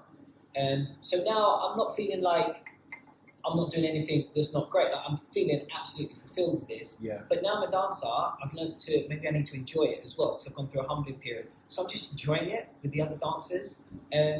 Then Leon, who was the most experienced dancer, Leon Petit, he got asked, the tour was coming up, the first tour, do you want to choreograph it? And he was like, yeah, sure. But he turned around and was like, I've got Dax. There was the late Jack that just passed away. He was dancing for us at the time, but teaching at Pineapple loads. There's Christian Golka, legend in the industry. So he said, like, you can all help. I thought this is going to be a real creative process. I don't have to worry about the performance. I just have to dance. Like, it's going to be amazing. Then the tour came up and I turned it down because the tour was a little bit too much. That was too committed as a dancer. It was still going to be a stopgap. So I didn't do the tour. Then one of the dancers, the tour finished, and then straight away they said, do you want to come back on? And I knew something was pulling me, like, this is where I'm meant to be. Got on with Aston like a house on fire. We started producing music pretty much into it. They were on the O2 arenas by then. So we were going from O2 arena to O2 arena for like 4 or 5 years now. And that was, I enjoyed that more than any record deal. They asked me to produce the music for their dance breaks and the tours. I got to compose the BBC Orchestra. They wanted for the Queen's Jubilee. And you are how old at this point? Oh God, I'm coming up to 30, so I'm like 28. Oh, you're not that. I'm old. I'm old. Like, yeah, it must have been around like coming up to 30, if not 30. They were doing the Queen's Diamond Jubilee, and they called me down on the tour bus to talk to them. And they said they got this idea of doing Everybody in Love on a classical version, and then they'll go into another track that'll be upbeat. Could I compose a classical version of, I think it was Everybody in Love? And I was like, I'll give it a go. But I didn't feel the pressure on that. So when the BBC Orchestra was going to play it, and I did crap myself a little bit. I got a bit nervous. Went away, composed something, came back. The boys loved it, got sent in. And then we went to, I think it was 3 meals, everyone was rehearsing all the artists for the Queen's Jubilee. Went in, and then I got asked, so I was dancing for them, which another thing you just don't hear. I came in, I danced for them in rehearsals, ready for the show in a few days. As we're leaving, all dancers go, tour manager says, do you want to stay? Because the orchestra are about to play your music. Like, they're about to rehearse, the orchestra are coming. So I don't know many people that have produced music and dance as hired as a dancer from a completely different agency for the music that they produced for the artists, which happened a few times. We've done the Queen's Jubilee. Frank Gatson came in for Alexandra Burke and asked if I could help him with music production. That's a name I haven't heard for a while. Frank Gatson. And got on with him as well, like real character, like Frank. And then, who'd done Michael Jackson's Smooth Criminal back in the day. He was doing Alexandra Burke. He said, can you come in to dance? But in between the dance rehearsals, can you sit with me and edit the music? Because I've got ideas in I can edit music. So suddenly I had this role, which I called music design. So I was taking people's music. Then I got a call. I don't know who this came by. I got a call for Little Mix to do their music. I got a call for the music first. They're doing a music video. They need a breakdown. Can you do a breakdown for the dancers? I was like, okay, cool. So I can do that at home. Cool. Boom. Sent it in. Apparently got accepted. Paid for it. I get called about 3 weeks later. Hold on, time out. So, without digging too much into it, how much do you get kind of paid for that type of stuff? Like when it's just because you're not on a contract there, are you? No, it's freelance. It's just like dancing. Right. It's just like dancing. So I'd measure it up to dancers' wages back then, like per day that I would do. So I would put a fee for like 2 or 3 days working, because if it took me a day, then so be it. But I wouldn't take the mick either, because I knew I was in a niche period where people were calling me for these weird jobs. Do you think you were underselling your price, maybe? Maybe, but I haven't produced the record. So I don't need the buyer. I don't need points on it or anything. I'm just redesigning it. That's why I called it design. I'm rejigging. I felt like I was doing surgery. That's how I always felt the job. I'd go in, cut up the track. I've just got to make tangible what that creative director can hear in their head. So as well as this, like non-stop, I was doing music for Paul Roberts or so for shows. Like non-stop, he'd have ideas for like, I've got this classical music, I want this poem over the top, but actually I want to cut this, I need these sounds in here, or these sound effects. And he was coming to you? And I would do this for people all day long. I suppose was that through the link through Layla? No, yes and no. So he had actually become friends with Layla a bit later in our relationship, but Paul knew me how I was the kid at Pineapple that danced and then had done these record deals. So he knew I could do it, but I had my own relationship with Paul, which I realised I didn't want to be later split, but we very much did. Maybe if I hadn't married Layla, who was assisting Paul for context, then maybe not. But I don't know. I don't think he thought about it much. He just knew me, and I did it. Yeah. So I would just design a lot of people's music. But then I got called. I think it was Dancers Inc. And Beth called us over, and said, "Do you want to dance for Little Mix?" And I think it was an Ant and Deck show. And came into rehearsals, and hearing the song, it was the song that I produced the music to. And I never remember it. Like Christian Go-Kart has this great story that we were standing there, and she couldn't hear these claps in the music. And she was trying to work it out. She was playing it and playing it. We were just standing there. And in the end, I stopped her. I put my hand up and said, "Hey, do you want the stem files? I have them on my laptop." Wow. And she was so baffed. I never forget her face. She was with Nikki Cho at the time. Yeah. And she's like, "What do you mean you have the stem files to the track?" I went, "Because I did this break. Like, I produced this, what you're dancing to." And she was like, "No, I think I'll be..." And she didn't know how to answer it. And I realised I just fell in this gap of doing... So I've been called in for a dancer, but I'd already been called to produce music. And I don't know if anyone's really done that in our industry before, or will do again. So that was quite a few jobs that I've been called in and was dancing to the music. I'd actually been paid to produce weeks before, which was pretty cool. But who do you share that with? Because it's unrelatable. And it's not a credit, and that's not in the showreel. There's a whole minute of the showreel of my music production that isn't in there because people aren't interested in that, even though it's a pretty cool thing that happened, but nobody choreographs and produces the music and dance other than Wade back in the day. So so it's just like a forgotten bit. Yeah, so it's interesting you say that, like, you don't feel like anyone would care about that music production side. Because I actually find that absolutely fascinating. I feel like that's a real, like, inspiring side for the dancers, that you can do more than just dance. And even before I knew you'd done that of, like, dancing to your own tracks, I found it fascinating just that you've been a choreographer for a boy band when you've been in a boy band. It's like, you do have an unrelatable story, but I think that's what makes it more inspiring, is it gives people something more to aim for than the common. Was there ever a point that you ended up, like, choreographing your own track as well? Yeah, always. I'd never not choreographed my own stuff from Warner, the first deal with all my friends, and then all of the boy band stuff. I mean, when I heard, I didn't want to choreograph. I just wanted to enjoy being an artist with Universal, the second deal. But I heard the first song, and I couldn't help it. And I asked the manager, "Can I choreograph it?" She went, "Are you joking?" She was like, "Yes," because this is great in the interviews. Yeah, you choreograph it as well. So, and then I choreographed everything we ever did, all of the tours, and then you did like creative directing as well. So coming back to dancing, it wasn't like if I got asked to choreograph after a few years dancing, it would be new. It was what I already knew as an artist. Did that create a wedge, the fact that you were getting all these opportunities with the other Lexington Bridge people? Yes, but we all had... Yes and no. We all had our own individual things. They set it up as a Spice Girls, as a promotional thing. Yeah. But the guy who was taking care of the vocals wasn't really. We had a vocal coach. The guy that did the styling actually did do the styling. But yeah, I think one of the boys was promoted as he does all the social media with the fans, like, which sounds like a made up job already. But no, but I love the choreographing. Yeah. We were trying to rack our brains, and we could only think of Aaron Renfrey, who's had a similar type of... Yes, I don't think he produces... I'm not sure if he produces, but do you know him? Have you met him? No, I know Aaron. It's funny, I know Aaron now, and then when you first said that, I was like, "Aaron, what do you mean?" And now I remember how I knew Aaron back at Pineapple Days when, with the Hottest Club, And because it was the because I thought he was in S Club 7, but he was actually the Juniors. He was in the wasn't Juniors, Yes. I saw Frankie Bridge on an advert yesterday for Nail Solution or something.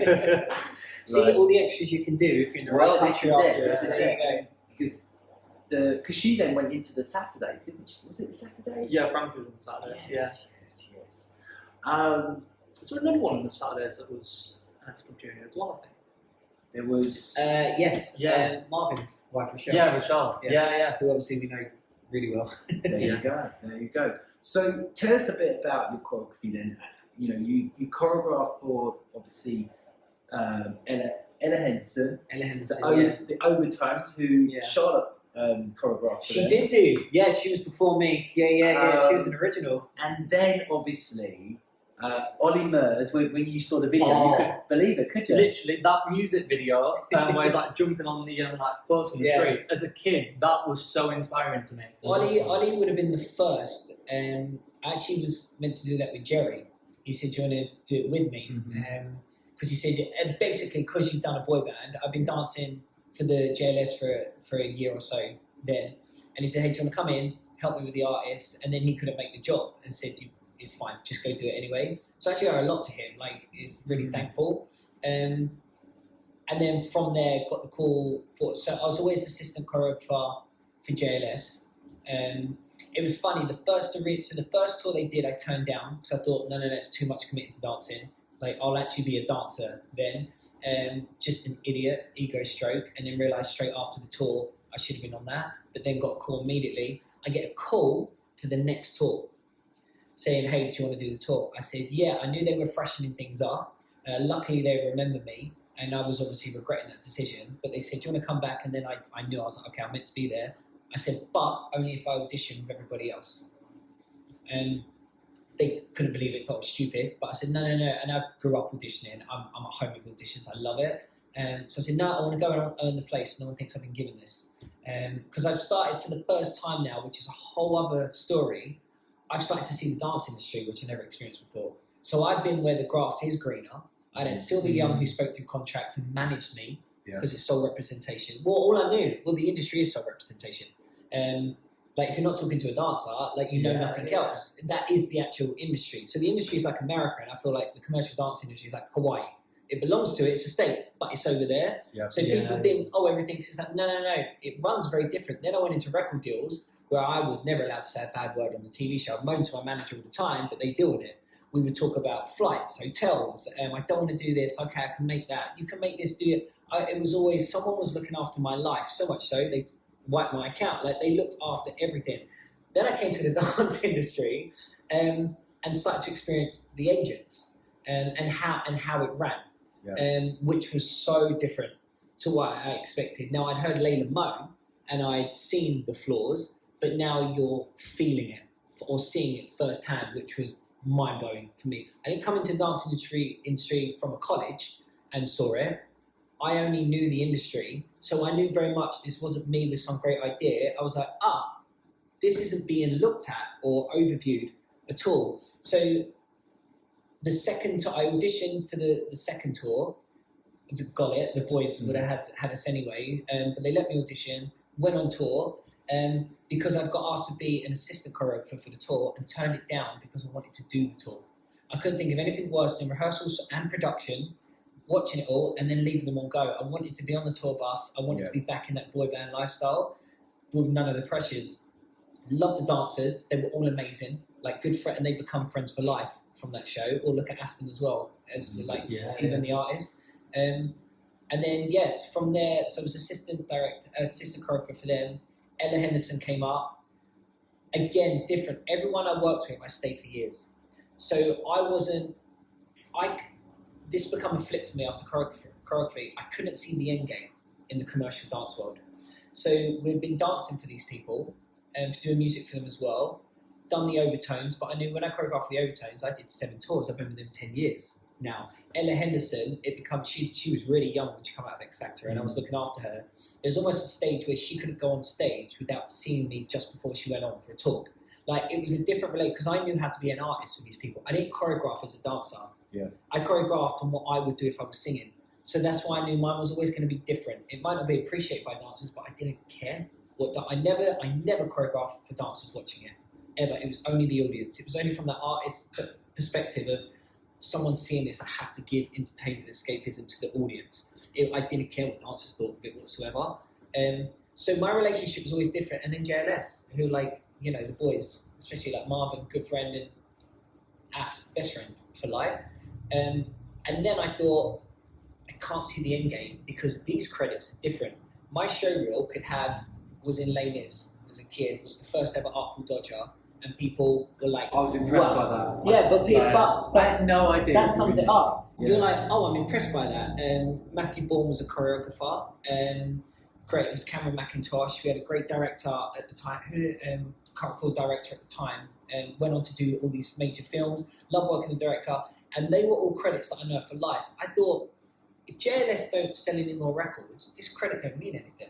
And I'd seen it with Layla as well. That is, if you go through my choreography credits, majority of the artists I choreograph for aren't around them. So then it doesn't mean anything. Yeah. And I quickly saw, there's a glitch in this matrix. Like, this ain't gonna work. Because I'd seen it with Layla, like back in the day, especially the smash hit days, these people were doing all of the stuff. But when those artists ain't around anymore, no one cares. Yeah. So now, if I see someone dancing for Dua Lipa, I know the kids love it, but obviously I can see it in 6 years' time. That credit could do, but might not mean anything unless it's a take that of Kylie Minogue. Yeah. I'm like Rizzle kicks. Yeah. Yeah. Like, yeah. Wiley. Do you know what I mean? I used to choreograph for Wiley. Wiley. So you realise Yeah. how big these jobs are bigger than what the kids are doing now, Yeah. but actually they don't mean anything. And like I said, unless the audience all agree it's something, it isn't something. So I thought, am I going to argue with Beth Honan and Jay Revell over who's choreographing Little Mix next week? Am I going to pitch for that, really? I don't want to. Make sure your social brunch is special, tasty and memorable at Starfish Loves Coffee. Located in Palmer's Green by day, Starfish Loves Coffee is a celebrity buzzing, boozing brunch hotspot with a menu that revolves around the seasonality, taking inspiration from the LA and Australian social brunch scene. By night, Friday and Saturday evenings do not get better than this. From 7 p.m. to 1 a.m, Starfish Loves Coffee have the cocktail bar open and a street food menu, while their rotating DJs create an electrifying atmosphere. Thank you to Starfish Loves Coffee for being our venue host and sponsor of this episode. So this has been like 5 years dancing now. Now I'm like, early 30s, mid 30s, and I thought I want to go back into theatre. I thought me and Layla got divorced, and now I'm at a stage where I'm like, wow, if I can survive this, I'm good. Like if I'm still breathing after a heartbreak like that, then I can do anything. Yeah. Like, oh my God, like I'm not, you've lost everything. It's like, because what happened, Layla was really sociable. So everybody I knew went. Paul Roberts, they left. And obviously they're her friends, completely acceptable. I didn't invest into anyone. So there's no one really my side now, and everyone I knew had gone to support their friend. I thought, well, if I can still breathe after no support and feeling like the world's ended, I'm more powerful than anything. I can do anything. So I sat down, I thought the most important thing I can do is spend time with myself. Like personally, I can blame everyone else for what's wrong, and I can blame, if you split up in a relationship, I can blame them, that's easy. They can blame it. I need to figure out where I went wrong for me and what's wrong, and spend time, and I did. Went so deep into myself, and I don't put quotes on the internet. I don't do stuff like that. Like I do it for real. Like everything's for me. Dear. And when me and Charlotte split, I put some quotes on you. Did you get it? I literally went. It was hard to be even more into myself, and thought I'm just going to work, and I'm going to figure out me for myself. And because I feel like if I see a good quote that means something to me, as soon as you put it on the internet, there's a bit of power in it that goes, because you felt like you've done something now. Yeah. Now, you haven't actually done anything, you've just shared it, but you feel a bit of satisfaction. But actually you've done nothing with the quote but share it. You lose a bit of power. If it meant something to you, if you hold on to it, you'll hold on to it till you do something with it for you. And so without realising, these kids lose the power of these things when they share it with everybody else. They feel like they've achieved something. And then they're looking at the likes. So then the self-harm that it's doing mentally. So I always was really private with stuff. Like even today, there's nothing based on my feed. Yeah. You can go through my whole feed, based ain't on there at all. It's on my stories sometimes to share stuff. But I just keep everything in-house. So at that point, what was it your faith? Was it your personal development? What were you doing to get you through? Faith. Right. It's Christianity. So like me, I mean, I need a word with God. Like there's times people have met me, like in the boy band days, and I 100% Christian. And I wouldn't go out. I wouldn't even flirt with someone a little bit. I'd make sure I was always looking clean cut as well. So without realising it, the religious side came in of how it looks rather than what you're doing as well. Yeah. But I wasn't enjoying anything, and I had no balance. Then I couldn't have done more of a flip. And then I'd met some of the dancers that I was on JLS with. Can I just? I don't know whether to ask you so, but there was a rumor. We can always cut this out. Okay. Because of your, so I now am very kind of spiritual. I pray. I don't follow a religion, but I like bits from every religion. I pray every day to my God, I suppose. Yeah. And I remember at the time being quite a little bit uncomfortable knowing about that Jimmy was so into to God, because I was like, well, Jimmy's so amazing and he's into God. And I was like, well, okay, you know, it made me feel not uncomfortable, but just I wasn't sure of God at that point. Yeah. And then you were into it, and I was like, fucking hell, all these people, good, cool people are getting into God. And then I heard a rumour. Yeah, you'll probably kill me when I say this. But there was a rumour at the time that I was like, no, that can't be true. And the rumour was that because you were a Christian, that you had chosen to not sleep with Layla until you were married. And at the time, I was like, that can't be true. But looking back, it possibly could. No, it wasn't true. It wasn't true. No, it wasn't true. But they're things that really mess you up if you don't have guidance with it as well. So, I mean, no, we weren't celibate at all before. Right. I mean, I don't think Layla would have part That of was. that. Are you aware that was a rumour? No, that's the first time I've ever heard of it. First time, but I've heard a lot of things about me. Right. But the unfortunate thing that breaks my heart for Layla is that a lot of the time I would suddenly feel bad. If something bad happened to me, I'd be like, that's because I'm not living the life. So she would feel like she is the reason bad things are happening without me realising I was doing it. I'm just trying to, because she let me in my late teens, my first record deal, and stayed all the way through to my 30s. So she'd seen me 2 record deals and the failures of them, the hardships, coming back home each time, the dance career, producing music, but then struggling with the dance career, struggling with the dance industry and its systems. But now I'm expressing that to someone who's lived it and had all the blessings from it. I'm actually attacking her without realising I'm doing it, and her friends. But for me, I've got such a mature professional side because I've done it for so long, not through intelligence, because it's all I know. Oh, no, it's not personal. Like, surely we could talk about this and it'd be quite a harsh conversation, but then we go have lunch. Like, it's like lawyers. You bash it out, but like, cool, that's that, job done. Like, this is a stimulating conversation. But then I realised, there's a very smart stigma about it, that you don't bite the hand that feeds you. No, you don't say anything. Otherwise you're a problem. And I was like, no, but you're not a problem. Like, they don't intimidate me. I was just like, no, you're not a problem. But I realised, it's a problem. I was never fooled by it, but I felt like I was outside the matrix going, I don't know how to change this.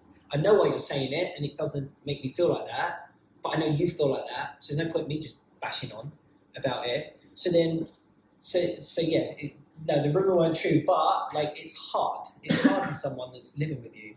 It's the top of the bottom syndrome, isn't it? I would say, within the dance industry. If you're only in the dance industry, you only know the dance industry. And to a dancer, that is the be-all of everything. Yeah.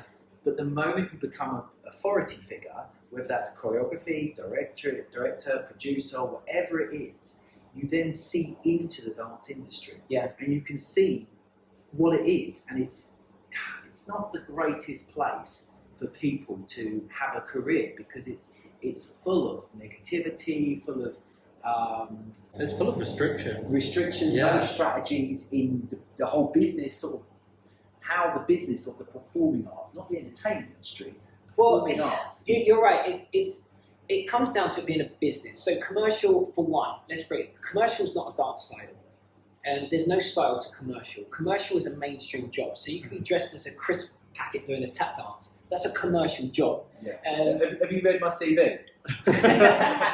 Was that your one? No. I was a super duper energy tablet once, years ago. Well, that is a commercial routine, but that's a commercial job. So there's no style to that. Now, I have this argument with some of my friends all the time. Like, no, I can show you commercial. I'm like, you can't, because within commercial are styles. It can be any. Ashley Wallen is a commercial choreographer, but it's so technical and unique. Like, it's his truth. I can see the technical side behind it. Just a commercial foundations behind that. Yeah. It's not a commercial stage. So when you start to break it down, now the reason that commercials thought to have become a style is because the classes are called commercial. The reason they're called commercial is because they want to make them so open that they get as many customers as possible. That even if the teachers don't know they're doing it. That's why it's either called choreography or commercial, which shouldn't be allowed. but they want as many people as possible. But when you've taught, you know the feeling. This is why levels all. A beginner's going to struggle in there, but I know why you're doing it, because you don't want to lose your 12 to 15 pounds. Like, I know why. Like, we've been there. Like, I know why you're doing it. So firstly, what was your first question? So I've gone off on a tangent because I was breaking it down. What are we talking about? Well, I was saying it's kind of like the top of the bottom, where people can get. Oh to yeah, the top sorry. Top So of yeah, the so graph, what it is. So the commercial jobs are jobs, so it's a business. Now, business does not run unless it has a structure which can sustain itself. The structure it's on cannot sustain itself. Somehow it's been limping along. Yeah. But it's been limping along. Now, there's so many factors around it that it's dominoed and made, but the factors it's made are now making it even worse. So it's made things look great through a bit of ugliness. So there's, certain agents will promote in certain ways, but they know they're going to get numbers to those classes or courses because they're tied to jobs. So what it does, it makes it look more attractive rather than professional, mature, and classy, which means the colleges are now getting more students. Now, the more students, the more money they get. So the colleges are taking every Joe Block to get it in. So first, like I knew back in the day, Sylvia's was in a lot of debt when they moved buildings, and Erdang went into millions of debt with their new building. So then they took so many more people, and then that turned around into what it was 10 years later. Yeah. So many people at the colleges have all got to go somewhere. So now there's too many people as well. So it's all a huge domino effect. Now, if they can all take class and they all get a bright light, a colourful light, and a shiny, they feel like they're performing every week. Like the quote, they take the power out of the one, because they actually feel like they've got a bit of a performance and fulfillment each week. Where class, you used to teach to train, not teach for the gram. Yeah. And I would, bass does look flossy at times, but I want it to be, in the Rocky film, you've got the Russian that's in all the technology and looking flossy, and Rocky that's banging it out and training. Yeah. And I just want, I always do that place. How was it Pineapple? Pineapple, I didn't care who was watching, I came watch through the window, but I didn't care this was going on the internet or anywhere. It's I'm here to train in this moment here so I can go work. Yeah. Whole thing. Now, I think there's some easy fixes to the commercial dance industry, not because I'm smart, because I've lived it. Yeah. I'm you just have to implement that and it would unravel the whole thing. Mm. But you need a tough person to do it. You can't include everyone in it. You can't, I think it's hard if you get all of the agents together and say, look, we need to make a change. That's like getting all the robbers together and saying, right, can we agree to stop robbing the houses now? Yeah. So fuck them. Nah. You go. What you need, they have a saying in the Chinese government, you kill one to teach 100. You do one thing and cancel one agent for something, you find something that's illegal, you cancel that major agent out, oh my God, the message that was sent, we're making a change. But you need everyone to agree. And then obviously I'm at this place now, I'm like, is it my fight to have? But going back to the positive, I believe there's very simple changes that it's just a click away from being okay. But it would affect a lot of people, so you need everyone to agree with it. But you need dancers. Dancers are on a hustle, not a business. A hustle is down to someone that can do whatever they can with their hands. I can teach here, but I can make that job. A business person is someone that has to delegate out. And they don't micromanage because they don't need the ego. They delegate out and they can trust those people. I see the businesses now as like casting. So you end up casting the best people for those jobs and you trust them. And you should be able to walk away. If I get hit by a bus tomorrow, all those businesses still run because it's a sustainable structure. Yes. And I believe there's simple clicks with the dance industry. But I saw that problem when I was choreographing. I was like, I don't like this. So now where do I go now? Now, singing, I think's done. I'm happy to go sing somewhere, but that record deal thing is done. Acting, I don't want to go back to. And dancing, I now don't even like the industry, even though I had the best time. The one thing I didn't want to do is the one thing I enjoyed the most. 7 tours, arena tours we done. Loved it. Dancers, friends for life. Best. What do I do now? So, got divorced as well. Yeah. Wow. Friends gone. Wow, what do you do? So I spent time myself. I thought, I want to go back to the theatre. That's where I grew up. Sylvia Young's theatre, but with this style. And then out of nowhere, call for the cruise ships. And this was like 2016 now. And just felt I was living life on my own. And then I thought I can go create for a cruise ship. Don't know nothing about cruise ships. I thought it was all Las Vegas feathers, a bit cheesy. I'll do a cruise ship, come back, flew to Miami for celebrity cruises. And then I felt at home. I was like, this is what I knew back at Sylvia's. The artistry side of it being looked after, I knew as well. The structure was professional. I flew in. The rehearsal room was amazing. It went so well. My first show I created for them, Celebrity said, do you want to stay out here in Miami for a year and re-choreograph all of our shows for the fleet? So I learned about cruise ships quick. I was like, I didn't think there was something I hadn't done. This was it. I went on a cruise ship. That was humbling. The theatres were bigger than the West End shows.